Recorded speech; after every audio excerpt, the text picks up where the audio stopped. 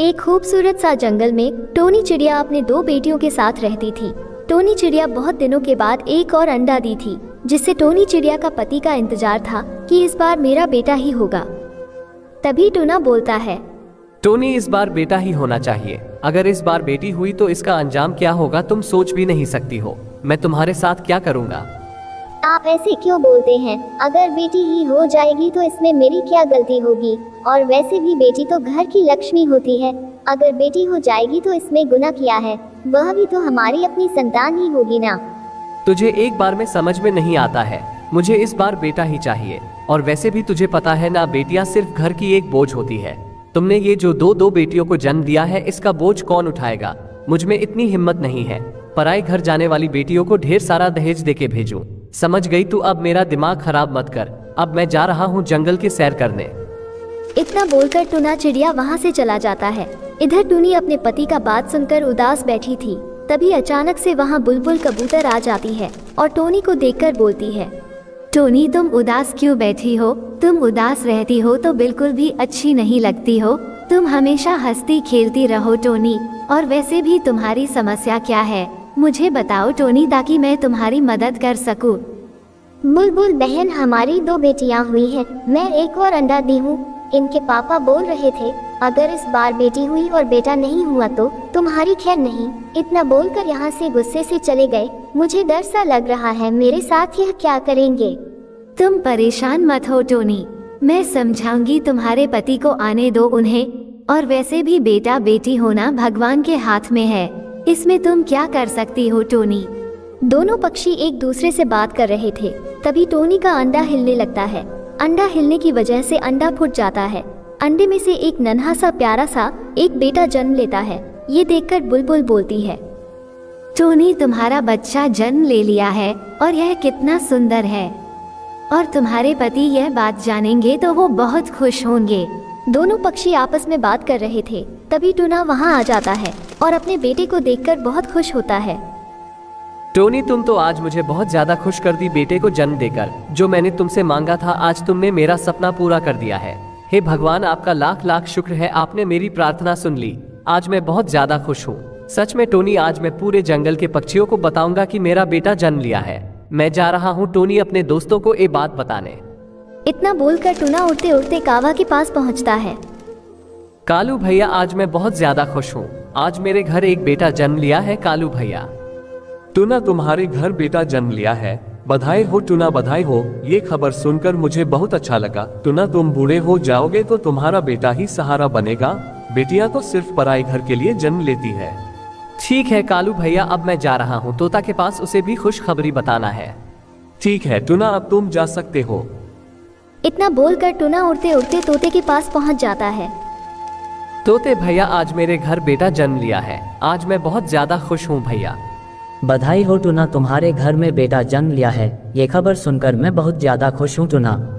ठीक है भैया, अब मैं घर जा रहा हूँ अपने बेटे के पास। इतना बोलकर टूना अपने घर उड़ते उड़ते पहुँच जाता है। टोनी, मेरा बेटा ठीक है ना? उसे कुछ हुआ तो नहीं है ना? क्योंकि मैं तुरंत यहाँ से चला गया था अपने दोस्तों के पास कि मेरा बेटा जन्म लिया है। नहीं टूना जी, हमारे बच्चे को कुछ भी नहीं हुआ है। आप चिंता मत कीजिए, ये सही सलामत है। वो सब तो ठीक है टोनी, ये तुम्हारी दोनों बेटियां यहाँ क्या कर रही है?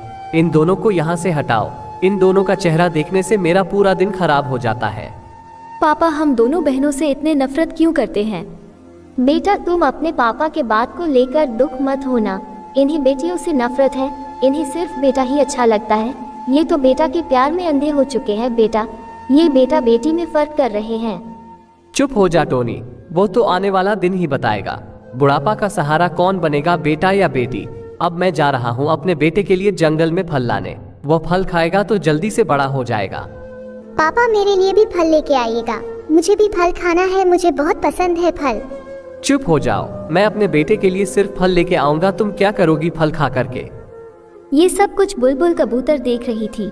टूना जी, आपका दिल कितना कठोर बन चुका है। आप अपने दोनों बच्चों का देखभाल कीजिए। बेटी जन्म लिया है तो आप इतने नफरत मत कीजिए टूना जी। वो भी तो आपकी औलाद ही है ना। ये ना हो आगे चलकर आपको पछताना पड़े। ठीक है टोनी, अब मैं चलती हूँ अपने घर। इतना बोलकर कबूतर वहाँ से चली जाती है। तभी अचानक से टोनी के पेट में दर्द होता है। टूना जी, मेरे पेट में बहुत ज्यादा दर्द हो रहा है। टूना जी कुछ कीजिए ना टूना जी, हमसे बर्दाश्त नहीं हो रहा है टूना जी। अब लगता है मेरी बचने की उम्मीद कम है टूना जी। टूना जी कुछ कीजिए टूना जी, मेरे पेट में बहुत ज्यादा दर्द हो रहा है टूना जी। टूना जी कुछ कीजिए टूना जी, अगर मैं ना रहूं तो मेरे तीनों बच्चों को अच्छे से देखभाल कीजिएगा टूना जी। बेटा बेटी में फर्क मत कीजिएगा टूना जी। इतना बोलकर टोनी अपना दम तोड़ देती है। माँ, ये आपको क्या हो गया माँ? आप हम लोगों को अकेले छोड़कर क्यों चली गई माँ? उठो ना माँ, माँ उठो ना माँ। नैना चलो अब यहाँ से, तुम्हारी माँ हम लोगों को छोड़कर चली गई है भगवान के पास। फिर टूना अपने तीनों बच्चों को वहाँ से लेकर दूसरे जंगल में चला जाता है। नैना मैं तुम दोनों का बोझ नहीं उठा सकता हूँ, मैं और मेरा बेटा जा रहे हैं दूसरे जंगल में। पापा, हम दोनों को अकेले छोड़कर मत जाइए पापा, हम दोनों कैसे रह सकते हैं अकेले? पापा, हम बहनों का कोई भी नहीं है इस दुनिया में, आप कैसे हो पापा? आप मत जाइए पापा, हम दोनों बहनों को छोड़कर। ज्यादा बकबक मत कर, समझी तू? अब मैं जा रहा हूँ अपने बेटे को लेकर। इतना बोलकर टूना अपने बेटे को लेकर वहाँ से चला जाता है। इधर दोनों बहन रोने लगते हैं। मुनमुन, अब हम दोनों का देखभाल करने वाला कोई भी नहीं है, अब तो हम अनाथ हो गए हैं मुनमुन। अब हमें दोनों को एक दूसरे का सहारा बनना होगा मुनमुन। नैना रो रही थी, तभी वहाँ कबूतर आ जाती है। अरे नैना, तुम दोनों बहनें यहाँ क्या कर रही हो और तुम रो क्यों रही हो? मुझे बताओ नैना, क्या हुआ? बुलबुल माँ की मृत्यु हो गई है। पापा हम दोनों बहनों को छोड़कर चले गए और बोल रहे थे कि मैं तुम्हारा बोझ नहीं उठा पाऊंगी बुलबुल माँ, और हमारी माँ की मृत्यु हो गई। अब हम दोनों कहाँ जाएंगे बुलबुल माँ? क्या तुम्हारी माँ की मृत्यु हो गई है? मत रो मेरे बच्चे, अब मैं तुम लोग का देखभाल करूंगी। चलो मेरे बच्चे मेरे घर। फिर कबूतर दोनों पक्षी को अपने घर लेकर चली जाती है। इधर टूना का बेटा बड़ा हो गया था। राजू बेटा, अब तुम बड़े हो गए हो। बेटा अब तुम्हारी शादी की उम्र हो गई है। बेटा मैं कल ही जाऊंगा तोते बहन के पास, उनकी बेटी बहुत सुंदर है। उन्हीं की बेटी से मैं तुम्हारा शादी करूंगा। साथ में तुम भी चलना, देख लेना उसे। अगर तुम्हें पसंद आ जाए तो मैं उसी से तुम्हारा शादी कर दूंगा। ठीक है ना बेटा? ठीक है पिताजी, जैसी आपकी मर्जी। ठीक है, अभी हम चलेंगे लड़की देखने। फिर दोनों पक्षी उड़ते उड़ते तोते के पास पहुंच जाते हैं। तोते बहन, ये है मेरा बेटा राजू, नाम है इसका। मैं रिश्ते का बात करने आया हूँ आपसे। मैं आपकी बेटी को बहू बनाना चाहता हूँ। आपकी बेटी को मेरे घर दुख नहीं होगा। मेरा घर बहुत अच्छा है और मेरे बेटे का सरकारी नौकरी भी है। आपकी बेटी बहुत अच्छे से रहेगी मेरे घर। ठीक है, तब मैं तैयार हूँ अपने बेटी का शादी आपके बेटे से करने के लिए। क्यों ना हम लोग कल ही कर दे अपने बच्चों का शादी, कल अच्छा दिन भी है। ठीक है टूना जी, मैं तैयार हूँ कल शादी करने के लिए अपने बच्चों का। ठीक है, तब मैं कल आपके घर बारात लेकर आ जाऊंगा। अब मैं चलता हूँ, बहुत टाइम हो गया है। फिर टूना अपने घर आ जाता है।